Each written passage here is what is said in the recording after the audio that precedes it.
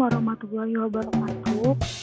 Kami dari kelompok 5 yang beranggotakan Anissa Fitri, Marcelina Putri Permatasari, dan Nanda Soraya. Kami akan membahas tentang materi pengujian substantif. Tes penilaian tingkat pengujian substantif direncanakan sesuai ditetapkan di strategi awal. Sebelumnya, strategi audit awal dibagi menjadi 2 macam, yaitu 1. Pendekatan terutama substantif, 2. Pendekatan tingkat risiko pengendalian taksir rendah. Yang kita bahas kali ini mengenai poin ke-1, yaitu pendekatan terutama substantif.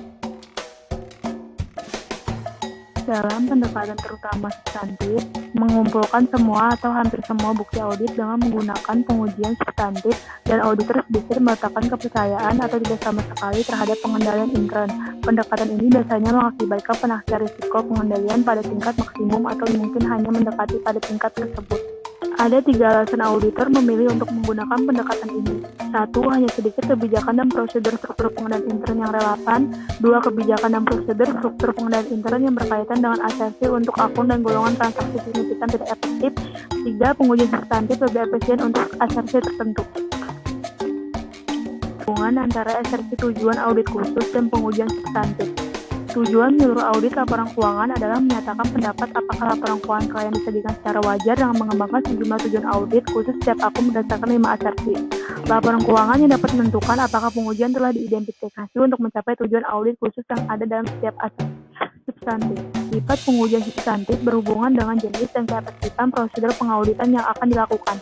Bila tingkat risiko deteksi yang diterima rendah, maka auditor harus menggunakan prosedur yang lebih efektif dan biasanya lebih mahal. Dan bila risiko deteksi yang diterima tinggi, auditor menggunakan prosedur yang kurang efektif yang biasanya lebih murah. Substantif terdiri dari 3 jenis. Prosedur analitis digunakan dalam perencanaan audit untuk mengidentifikasi daerah. Pengujian detail transaksi. Pengujian ini dilakukan auditor terutama untuk menemukan kesalahan jumlah rupiah. Pengujian detail atas saldo-saldo dilakukan untuk mendapatkan bukti saldo secara langsung tentang sebuah saldo rekening. Substantif.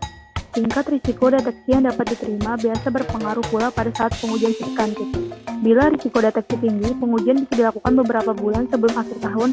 Apabila risiko deteksi rendah, pengujian substantif akan dilakukan pada tanggal akhir tahun atau mendekati akhir tahun.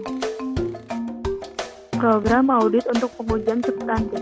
Program audit adalah daftar prosedur-prosedur audit yang harus dilakukan. Sebagai tambahan daftar prosedur audit, setiap program audit harus memiliki kolom-kolom untuk suatu referensi silang ke kertas kerja lain yang berisi bukti yang diperoleh dari setiap prosedur, para auditor yang melaksanakan masing-masing prosedur, dan tanggal pelaksanaan prosedur.